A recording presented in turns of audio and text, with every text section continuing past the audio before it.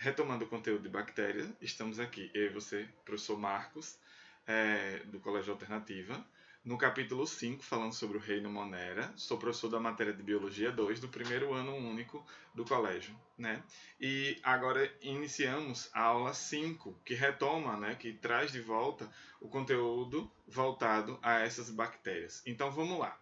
Para falar sobre essas bactérias, a gente tem que entender que bactérias possuem processos, né, de nutrição também, como os outros indivíduos.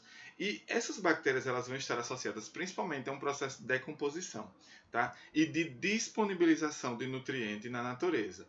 Quando a gente fala sobre essa questão dessa disponibilização, um dos metabolismos mais importantes relacionados a essas bactérias é o metabolismo considerado chamado de nitrificação, que tem relação com duas ações, o de nitrosação e o de nitratação, que respectivamente são amônia, NH3, sendo convertido em nitrito, que é NO2-, e no caso, convertido também em nitrato, que é NO3-, tá? Aí a gente vai ver um pouquinho sobre a questão desse metabolismo aí e como ele acontece. Olha lá, a nitrosação, geralmente quem vai realizar esse processo são as bactérias consideradas nitrosomonas, né? Ela vai pegar aqui a amônia, que é NH3, mais 3 moléculas de oxigênio, vai balancear, dando origem a 2 moléculas de nitrito, NO2-, né? Mais uma molécula de água, mais uma molécula de hidrogênio, 2H+, e como resultado do processo, energia. Claro que esse é o objetivo da obtenção aí, né, da substância, do nitrito.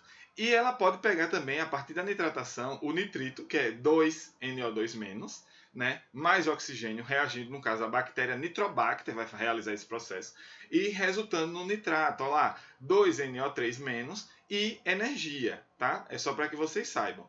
Bom, e como é que isso acontece? Essas bactérias, elas vão estar associadas a diversas formas de nutrição. Dentre elas, duas que são muito comuns, né? Os seres vivos sempre vão ter essa relação aí de mutualismo com as bactérias. Então, tem o mutualismo, onde os dois se beneficiam, isso é uma relação ecológica, e de comensalismo, que significa que, no caso, o comensalismo é uma palavra latina que significa aquele que come na mesma mesa, né? Então, algumas dessas bactérias, inclusive, vão atuar no processo de conversão da celulose, na disponibilização da glicose a partir da quebra de celulose, que no caso essas bactérias irão produzir uma enzima chamada de celulase. Elas vão quebrar o açúcar. E olha aí, ó, elas também vão estar associadas, né, a diversas áreas. Por exemplo, na nossa pele existem uma gama enorme de bactérias, né?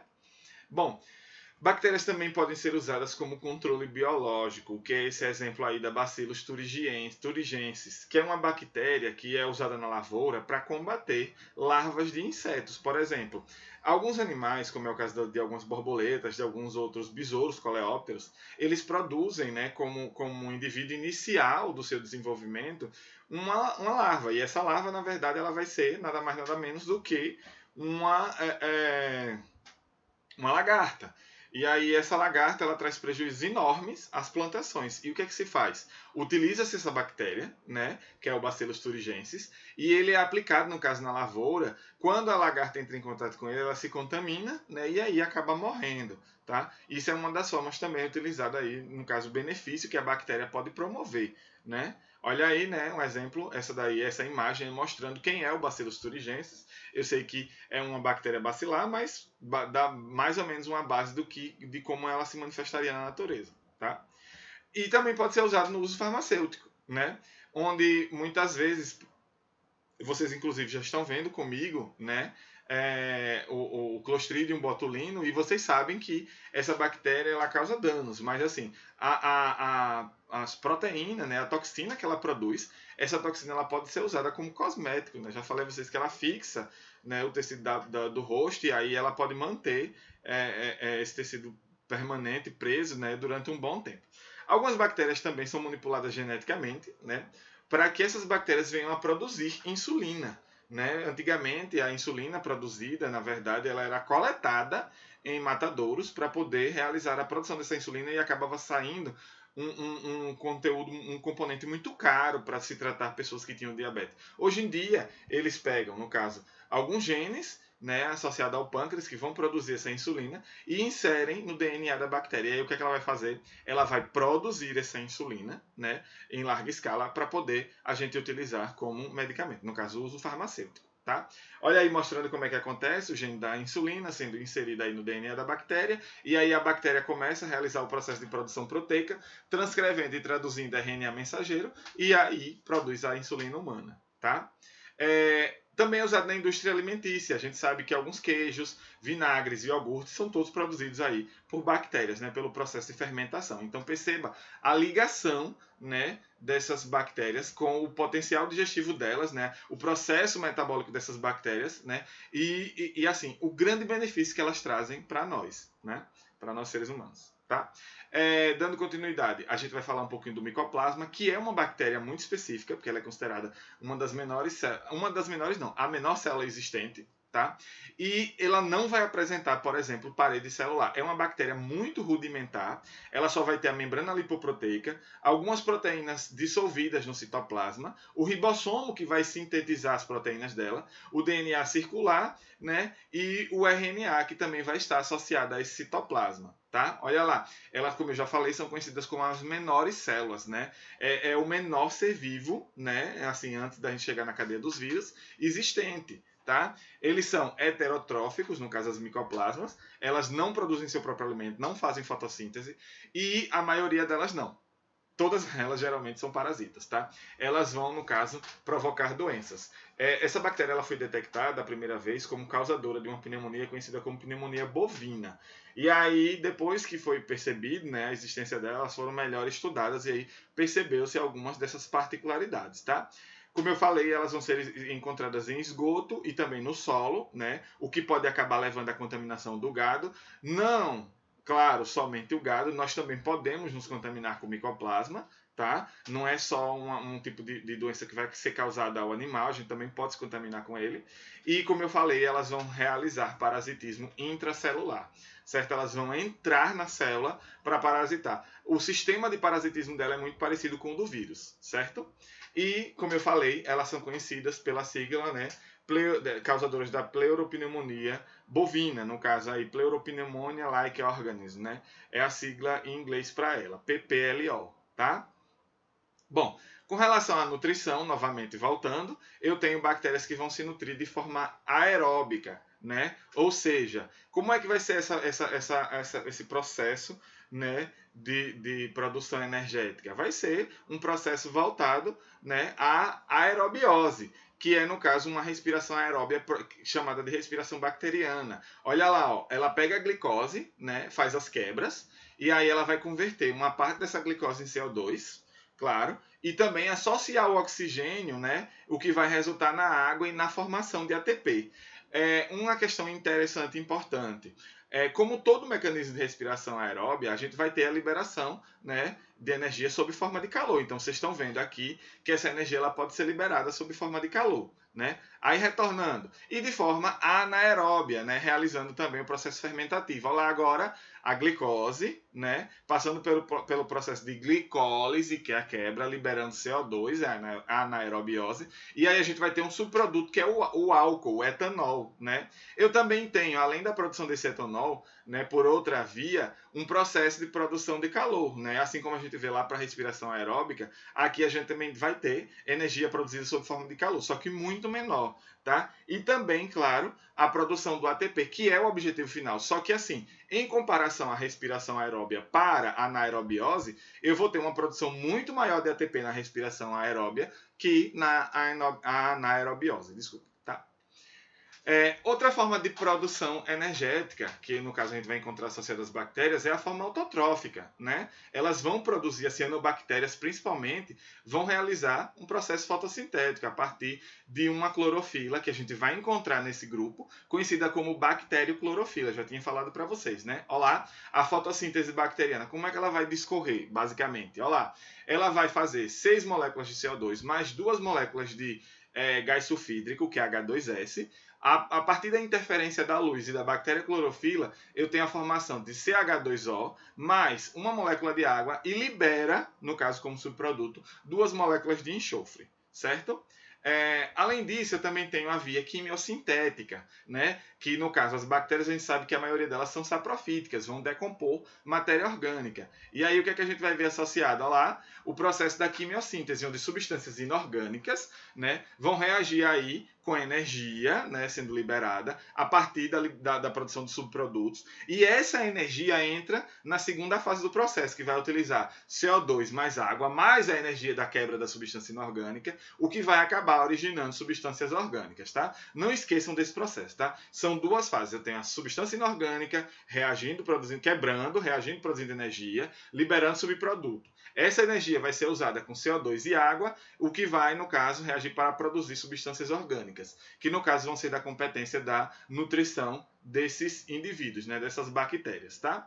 E também os grupos que são parasitas, que vão causar doenças, né? Exemplos de parasitose que a gente vê aí, né? Claro que eu não tenho todas, mas eu tenho uma gama muito grande, né? Olha lá, da gonorreia, as sífilis, da própria leptospirose, da meningite, o botulismo, que a gente já está falando sobre ele, né? A gente já falou também sobre meningite, a cólera, que é uma doença que foi muito perigosa há um tempo atrás no Brasil, ela apareceu de forma bem violenta, né? Na verdade, na história do Brasil a gente vem tendo algumas epidemias, né, relacionadas à cólera, a própria hanseníase, que a gente também já está trabalhando, e a tuberculose, que a gente vai ver. Tá? Na disposição do slide, a gente pode ver aí, né, que existem alguns sintomas, algumas questões relacionadas a cada doença, mas a gente vai trabalhar isso posteriormente, certo?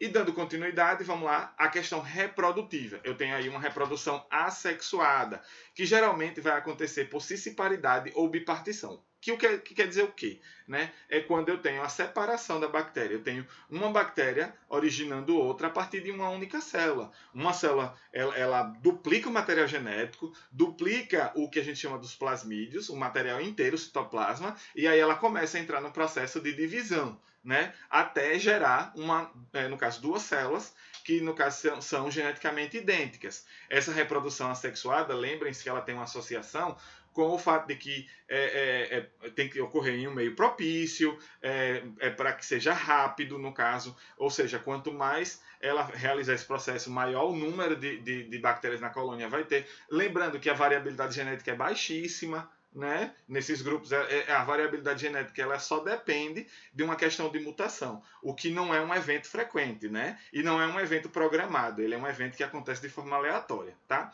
Ele também fala sobre a questão de esporulação. Eu já tinha dito a vocês, principalmente lá quando a gente falou do Clostridium, né, do botulino e do tetane, que eles podem também formar esporos e ficar tipo escondidos por um bom tempo até que a situação seja favorável e eles venham a despertar, né, e contaminar novamente, tá? Não só eles fazem isso, mas algumas outras bactérias podem formar esses endósporos, certo? Na divisão binária, olha lá, o indivíduo com seu DNA sustentado pelo mesossomo, vai lá, a parede celular, membrana plasmática, são as estruturas, e a molécula de DNA, que lembrem-se que é um DNA circular. Né? Ele vai lá e entra em processo de divisão, vai duplicar esse DNA que vai estar associado a esse mesossomo. E aí eu tenho a separação. Conforme ocorre a separação, eu vou ter o quê? Um estrangulamento da região da membrana e da parede e em seguida a separação das células. Né? E aí eu vou ter, no caso, duas células geneticamente iguais. Né? Olha lá, com relação à reprodução sexuada agora, eu tenho a conjugação, onde aqui vai ocorrer, no caso, troca de material genético. Ou seja, uma bactéria vai doar material genético para outra. E um detalhe, vai ser a partir de uma estrutura conhecida como pile, né? A gente já falou sobre isso. E esse pile, na verdade, ele funciona como uma espécie de pênis da bactéria. E esse pile, a transmissão desse DNA, no caso, a passagem de uma bactéria para outra, ela é considerada unidirecional. Ou seja, somente uma bactéria passa para outra bactéria. Não existe reciprocidade, tá? A menos que a outra bactéria, posteriormente ao receber, o plasmídio estabeleça outro pile e aí aconteça novamente o processo de reprodução. Mas vamos ver como é que acontece. Olha lá, ó. Eu tenho o doador e aquele que vai receber, né? O plasmídio está aqui, como vocês estão vendo em azul, né? E a estrutura do DNA cromossomial circular parece uma baguncinha, né? Mas aí a gente vai ver como é que vai acontecer. Olha lá, o plasmídio ele vai se duplicar, né? O peeling vai conectar, que é esse filamento acinzentado, e aí uma bactéria começa a passar, né, por transferase que é uma proteína, para outra bactéria, né? E aí o que é que vai acontecer? Ela comunica, ela transfere o peeling, né? Vai realizar um processo de replicação de DNA, transferir o peeling, e aí o que é que vai acontecer? A outra bactéria vai ser portadora também daquele plasmídio, né? Geralmente é assim que uma bactéria, esse mecanismo de reprodução sexual de conjugação, ele pode influenciar nas questões de resistência bacteriana. Uma bactéria resistente, a outra não. A informação está no plasmídio. O que é que vai acontecer? Ela duplica o plasmídio e passa para outra bactéria. O que é que vai acontecer com a outra bactéria? Ela vai adquirir resistência, né? Olha lá, a transferência, como eu falei, é feita pelo peeling, né, do DNA, que no caso é o DNA do plasmídio. Vai ser sempre envolvendo bactérias que estão próximas, né, uma da outra. O processo, como eu já disse, é unidirecional, somente uma doa para a outra, né, não existe reciprocidade. E eu tenho em seguida o processo de divisão binária. Após acontecer, né, essa conjugação, que na verdade modificou o material genético, já é considerado reprodução, tá? E aí o que é que vai acontecer? Logo em seguida, a mudança desse material genético, a bactéria que recebe, ela vai ser uma velha, desculpa, uma nova doadora, e aí ela se divide, e aí a outra bactéria que veio a partir dela também vai possuir esse plasmídio. Vamos ver aí a conjugação. Olha lá, ó, o material genético, né, conectado aqui pelo peeling, né, célula fêmea, que é aquela que vai receber, célula macho, que é aquela que é chamada de doadora. Também pode ser conhecida como doadora e receptora, tá? Olha lá, a ponte citoplasmática, que é o chamado peeling, tá? É onde elas vão se conjugar. O DNA bacteriano, que é o cromossomo circular natural da bactéria, e o plasmídio, que é o objetivo desse processo de conjugação. Olá, o plasmídio vai sendo doado para a bactéria, que é conhecida como a célula fêmea, e aí o que é que vai acontecer? Esse plasmídio, a partir de agora, vai pertencer, vai estar dentro da estrutura da célula fêmea. E aí o que é que vai acontecer agora? Elas vão romper o peeling, né? Vão se separar e a gente vai ter aí agora duas células macho. Por quê? Porque todas as duas vão possuir esse plasmídio, tá? Deu para entender, né? Olha agora o outro processo de reprodução conhecido como transformação, né? A transformação é bem particular. É um tipo de reprodução que ela não acontece usualmente trocando material genético, mas sim se apropriando de material genético de outro organismo, né? A bactéria vai fazer o quê, geralmente? Ela encontra lá uma bactéria morta que perdeu o material genético, nananã, tá lá, né? E aí o que é que vai acontecer? Ela tá passando, como quem não quer nada, e vê aquele material genético disponível. Então o que é que ela vai fazer ali? Ela vai coletar aquele material, né? Vai englobar aquele material, geralmente isso acontece por fagocitose, e aí ela associa aquele material genético que ela encontrou ao próprio material genético. E aí agora eu tenho um processo de recombinação. Como eu já tinha falado anteriormente, se recombinou, se mudou o DNA, a partir de agora já é um novo indivíduo. Então a gente classifica a transformação também como um processo de reprodução sexuada. Olha lá, bactéria receptora capta pedaços do meio, né? Que ela vai encontrar livres lá. Encontrou DNA livre, ela vai pegar para si, né? Geralmente de outras bactérias mortas, mas já no caso existem literaturas que falam sobre a associação de DNA até mesmo de outros grupamentos de seres vivos, tá? Olha lá, normalmente a célula incorpora, né, em cada transformação, uma pequena quantidade de genes. Isso não vai acontecer de forma massiva, por exemplo, ela não vai pegar o DNA todo, ela vai pegar fragmentos do DNA da outra bactéria e associar ao DNA dela, né? E aí a gente também tem, além do processo de transformação, um outro processo conhecido como transdução. Tá? Eu vou falar ainda sobre transformação, vou mostrar melhor no diagrama, mas a gente vai falar agora também sobre a transdução, que é um processo um pouco parecido. Só que nesse caso, ao invés de o DNA ficar disponível lá, né, o que vai acontecer? Alguém vai intermediar o acesso desse novo DNA, que geralmente pode ser um vírus bacteriófago, que é um vírus que se alimenta de outras bactérias. Olá, como acontece, né? A gente vai ter o vírus bacteriófago proveniente do ciclo lítico, ou seja, ele se associou a uma bactéria anterior e ele destruiu essa bactéria por multiplicação. Ele se multiplicou lá dentro e destruiu. Só que assim, quando ele estava criando o DNA dele, né, no caso dos próximos vírus que iam infectar outras bactérias, ele associou um pedacinho do DNA da bactéria anterior. E aí o que vai acontecer? Como ele associou esse pedacinho, basicamente, esse pedaço agora vai ser transmitido à próxima bactéria que esse vírus ele for contaminar. Na hora que ele for contaminar outra bactéria, ele vai levar um fragmento daquela bactéria que ele destruiu anteriormente. E aí isso também vai ocorrer, né, vai incorrer em mudança de material genético. Se ocorreu a alteração do material genético, obrigatoriamente a gente já considera, né, reprodução também. E olha lá, o vírus bacteriófago ele vai portar os genes de outras bactérias, como eu tinha dito anteriormente, né? E aí o que é que ele vai fazer? Ele vai realizar, depois que ele transmitir esse DNA para a bactéria, quando ele tiver no DNA dele, aquele DNA que ele tomou da bactéria anterior, que ele destruiu da bactéria anterior, ele vai associar à próxima bactéria, né? E aí o que é que acontece? Ao invés dele entrar em ciclo lítico, ou seja, romper a bactéria de novo, ele fica em ciclo lisogênico, fica quietinho lá dentro. E aí o que é que vai acontecer? A bactéria associou aquele DNA para ela e a partir de agora ela tem um novo DNA. Né? Olha lá, incorpora pedaço de DNA no hospedeiro, né? Ele vai deixar esse DNA lá e esse DNA vai beneficiar essa bactéria, tá? Vamos mostrar agora como é que acontece o processo de transformação primeiro. Olha lá, a célula bacteriana, né? Eu tenho uma molécula de DNA circular, claro, ocorrendo, no caso, um processo de lise, por algum motivo a bactéria morreu, esse DNA ficou disponível aí, né? O que é que vai acontecer? Ele vai se quebrar por algum motivo. E aí esses fragmentos vão estar disponíveis para a próxima bactéria que vai coletar esse material. Ela vai lá e pega esse material para si, né? Os fragmentos vão se ligar à superfície da célula receptora, né? E aí o que é que vai acontecer? Olha lá, ele vai ser incorporado à célula receptora. A partir do momento que ele é incorporado à célula receptora, o DNA da receptora agrega, né, esse DNA que foi captado e aí ela agora passa a ser uma nova bactéria, ou seja, ela vai ser uma bactéria transformada, tá? Vamos ver agora a transdução. Olha o fago lá. O vírus bacteriófago, vamos ver como é que ele vai fazer. Ele insere o DNA dele dentro da estrutura da bactéria. Penetrou lá a partir da parede, a partir da membrana, e esse DNA ele vai fazer o quê? Ele vai se associar ao DNA,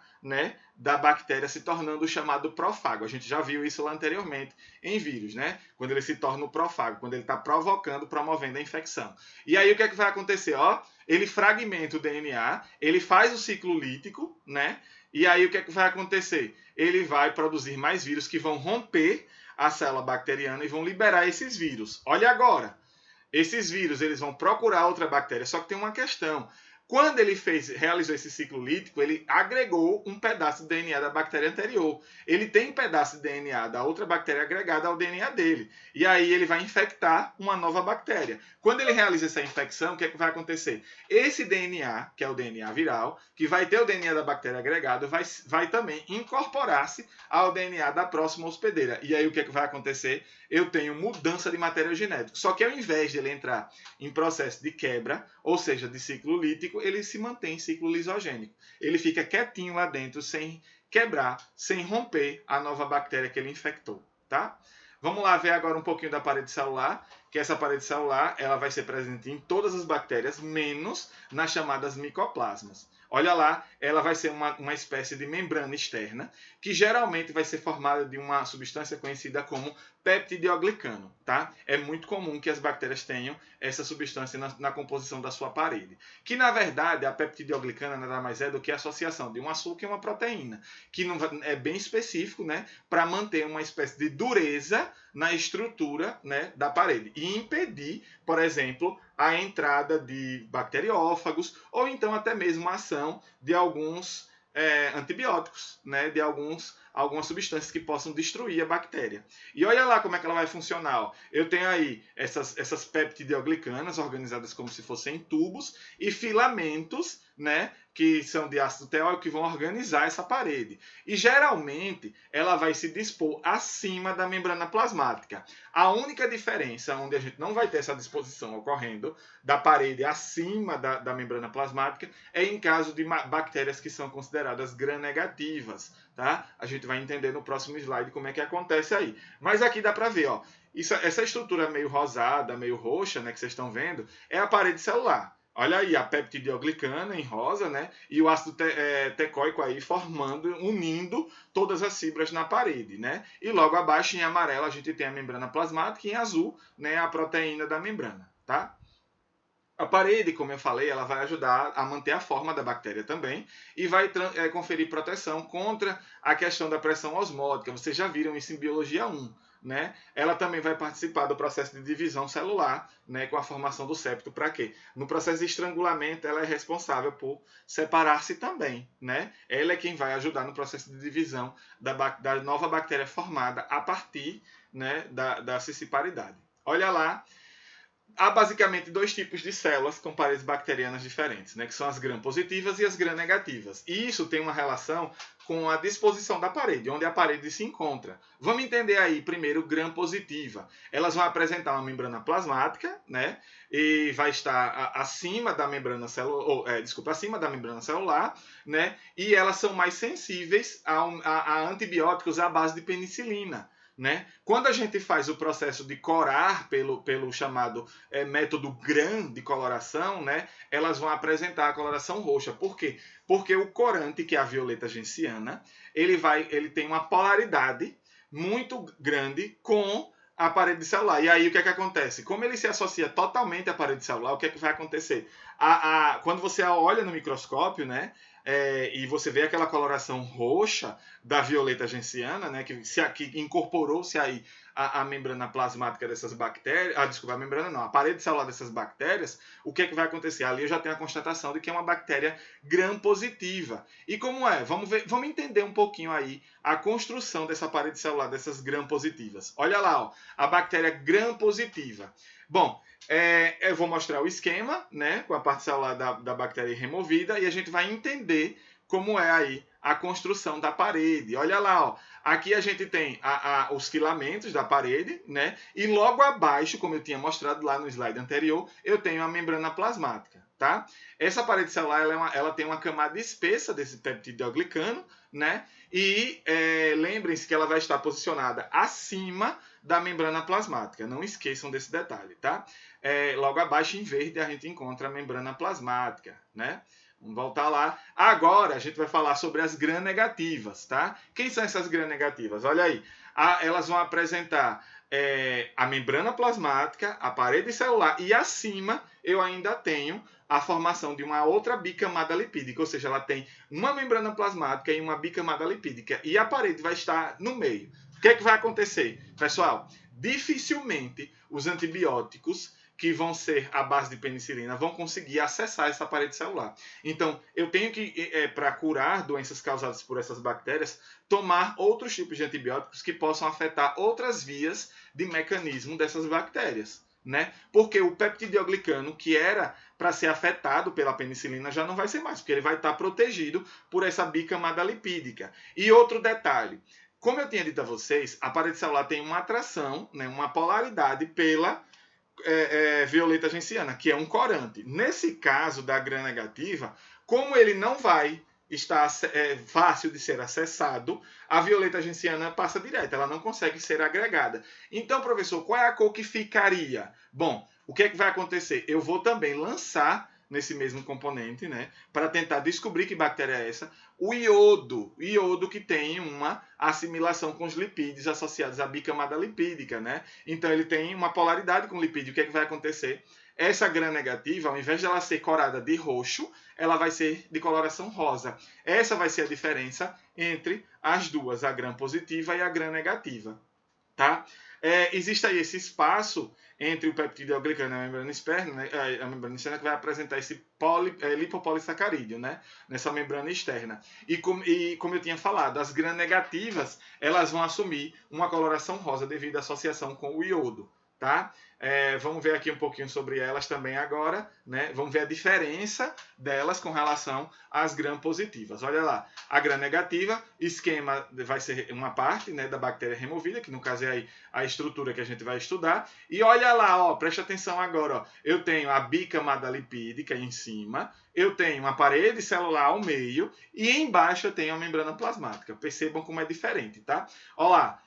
Eu sei que essa membrana de cima ela é constituída por lipoproteínas, né, que são associações entre lipídios e proteínas. Olha lá, fosfolipídios, no caso, né, também vão estar associados. E eu tenho proteínas que vão imergir, né, que vão estar inseridas nessa membrana plasmática, como a gente vai ver na membrana plasmática da própria bactéria, tá? Eu tenho também um outro lipopolissacarídeo, né, que vai ser vai ter uma constituição diferenciada, tá, mas que vai estar associada aí à parede celular, e eu tenho logo abaixo a camada de peptidioglicano que vai construir a parede celular. Em seguida, mais abaixo do peptidioglicano, desculpe, eu vou ter aí a membrana plasmática, né?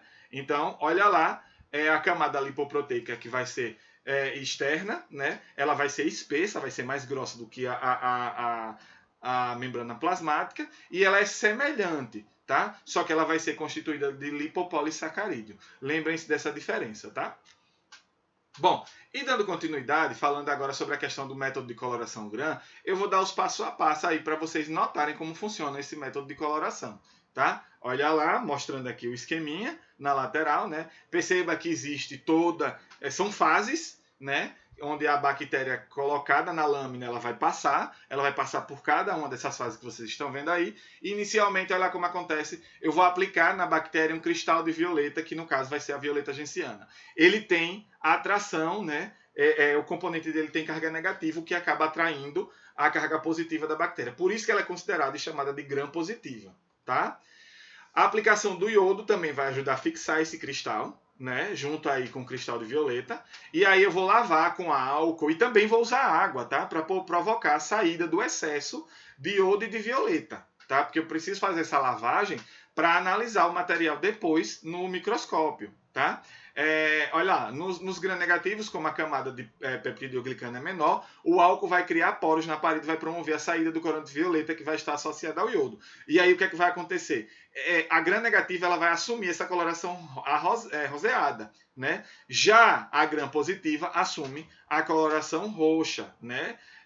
Ele está mostrando ali, inclusive, a safranina, né? Olha lá, a aplicação do contracorante safranina, que gram-positivo não perdem o cristal violeta, né? Eles não vão perder a violeta genciana. E o que é que vai acontecer? Eles vão manter a cor. Já o gram-negativo, eles vão assumir a safranina junto com o iodo aí, que o iodo, na verdade, possibilitou, né? E eles vão ficar corados aí no caso, vão assumir uma coloração roseada, né? Uma coloração rosa, tá? É só para vocês entenderem mais ou menos como é que acontece o método de coloração GRAM.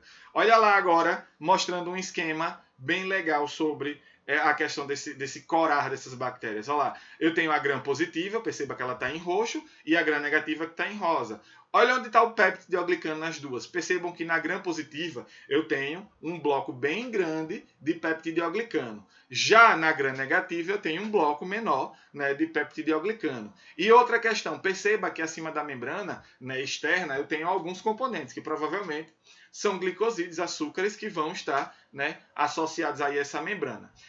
Logo abaixo eu tenho aí a proteína, né, na membrana plasmática, que vai, na verdade, proteger a estrutura interna da bactéria, né? E olha aqui mais embaixo, ó, eu coloquei aqui, ó, mostrando a vocês, peptidioglicano mais acima, né, do lado esquerdo, tá? Mostra aí, ó, peptidioglicano e membrana plasmática, você perceba que ele está acima, a membrana plasmática está embaixo. E no outro esquema, lá na gram negativa, a gente vê, ó, uma membrana plasmática, o peptidioglicano e a membrana externa, tá? Não esqueçam dessas diferenças aí entre as duas, certo?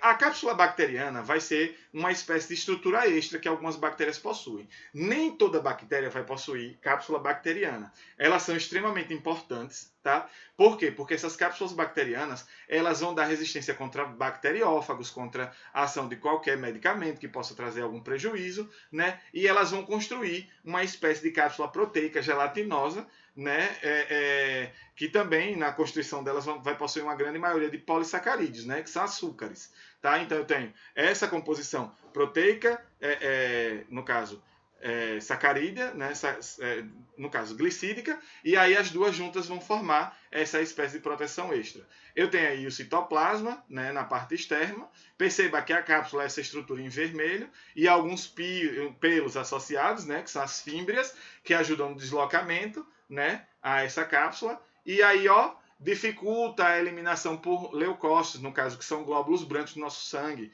né? E também por alguns vírus que são bacteriófagos. Vão conter glicoproteínas e também vão possuir um grande número aí de polissacarídeos diferentes, tá? Elas vão ter uma grande quantidade de açúcares diferenciados na composição delas.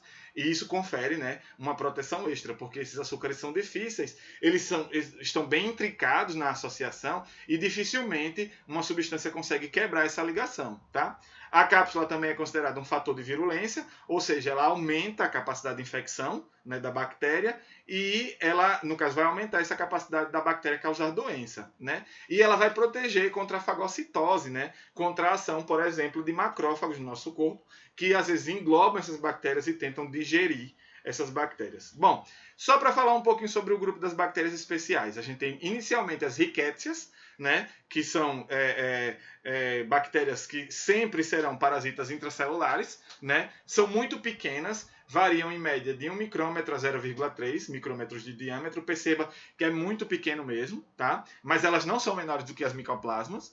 Elas vão ter parede celular, o que a micoplasma não tem, e elas não vão crescer em meio de cultura, o que fica difícil de tentar encontrar essa bactéria, né? De conseguir identificá-la. Né? Elas podem provocar o tifo, por exemplo, e são transmitidas, né, a partir de piolho. Piolho pode passar rickétsia, né? Além disso, eu também tenho as clamídias, que também são considerados parasitas intracelulares obrigatórios e vão possuir uma parede celular onde mais ou menos a gente vê um diâmetro de 0,5 micrômetros. Tá? Elas vão causar doenças conhecidas como tracoma, que são desses que afetam os olhos e podem provocar cegueira. Além de tudo, pode provocar pneumonia e clamídia, né? Clamidomonas pode causar ISTs específicas, principalmente associadas ao canal vaginal ou então à uretra, né? Provocando uretrite ou até inflamação do canal vaginal. E as micoplasmas são as últimas, como a gente já falou, são as que são consideradas as menores células, né, já encontradas, foram descobertas aí a partir de casos de pleuropneumonia bovina, já falei para vocês, é a PPLO, né, a bactéria, e elas não ultrapassam 0,2 micrômetros de diâmetro. Não vão possuir parede celular, já tinha falado sobre isso também, e elas não podem ser atacadas por penicilina. Então, os antibióticos que atacariam bactérias gram-positivas não são efetivos contra ela, tá? Possuem menos da metade de todo o DNA existente de outros procariontes, ou seja, de outras bactérias, né? E o DNA é capaz de sintetizar apenas substâncias essenciais. Ela é quase um vírus, né? Você perceba que ela é bem rudimentar. Ela não é um vírus, é uma bactéria especial, mas ela é tão rudimentar quanto um. E atua como parasita intracelular obrigatório, tanto de planta como de animal, né? Elas podem causar pneumonia em alguns casos. Bom, pessoal, e agora a gente vai abordar questões relacionadas ao metabolismo, né? A gente já falou sobre a nutrição, e agora a gente vai falar sobre a forma, né, como essa nutrição ocorre. Como, por exemplo, bactérias que são consideradas autotróficas realizam o processo de produção dos seus componentes. Né? Vamos ver aí, ó, elas vão usar bacterioclorofila e elas usam reagente CO2 e gás sulfídrico, em vez de água vão liberar enxofre, né? Desculpe, elas usam H2S em vez de água e vão liberar enxofre ao invés de oxigênio. Olha lá como funciona, né, a fotossíntese bacteriana. A gente tem essa nutrição, né, essa forma de fotossíntese aí, geralmente nas decompositoras e parasitas, né, algumas podem fazer. E aí a gente vê, olha lá, a fotossíntese bacteriana, 6 moléculas de CO2, mais 12 moléculas de água, que vão reagir com 12 moléculas de água não, desculpe. 12 moléculas de gás sulfídrico, H2S, percebam que não é água, tá? Reagem com a luz. E aí vão originar, né, a partir da substância inorgânica, aí, ó, C6H12O6, que é o quê? Glicose. Ou seja, ele origina uma molécula de glicose, 6 moléculas de água e 6 moléculas de enxofre, que é 6S2. Né? Aí vamos voltar lá agora. Olha lá. Eu também tenho a fotossíntese comum, que as cianobactérias vão realizar. Elas vão utilizar a luz solar, a água e o CO2, né? E vão liberar o O2 aí como reagente. Vamos ver aí, ó.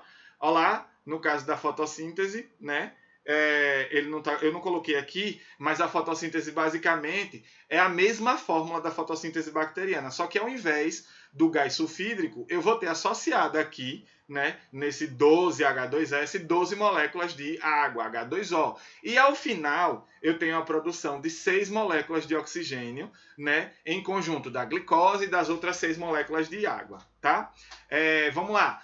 Nas quimiototróficas, eu tenho um processo quimiosintético, que eu já disse a vocês. A partir da quebra de substância inorgânica, eu tenho a produção energética que vai auxiliar no processo de produção de componentes. Olha lá, ó, eu tenho a reação inorgânica, né? E aí eu vou ter energia suficiente para realizar o processo de quebra de 6 moléculas de CO2, que no caso é gás carbônico, 12 moléculas de água, que vão reagir com a energia já disponibilizada pela matéria inorgânica, pelo componente inorgânico, e aí vamos produzir uma molécula de glicose, 6 moléculas de água e 6 de oxigênio, né? Como ele está mostrando aqui.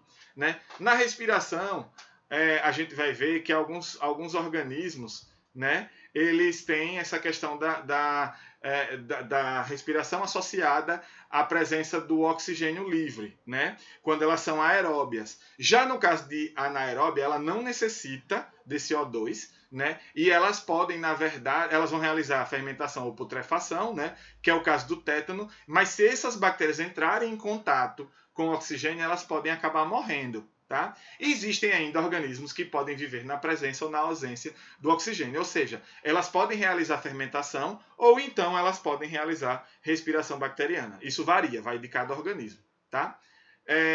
Bom, mostrando agora as heterotróficas, eu tenho aí, né, o processo, rapidinho, só um instante, vamos lá.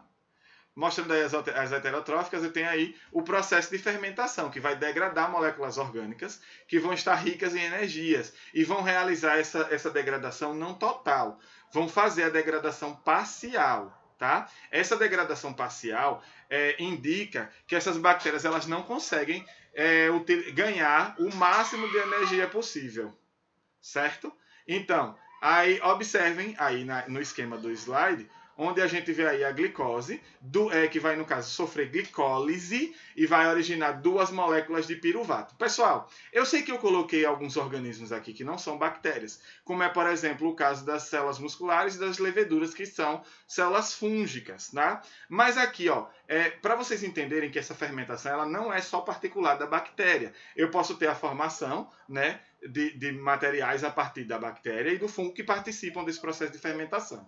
Certo? E aí a gente tem o processo de fermentação lática. Algumas bactérias podem realizar essa fermentação lática e originar iogurte, coalhada, leite fermentado. Isso vai variar muito, tá? Mas isso vai depender, claro, da bactéria que vai estar fermentando. E também, claro, eu sei que o metabolismo das bactérias, além de realizar o processo fermentativo, elas também vão realizar respiração aeróbica, como eu tinha dito a vocês. Elas vão degradar, né, componentes orgânicos e vão liberar CO2 e água na natureza, tá? Para finalizar, eu deixei essa tirinha para vocês, espero que vocês aproveitem e muito obrigado, tá, pessoal? Tenham uma boa tarde e até a nossa próxima aula.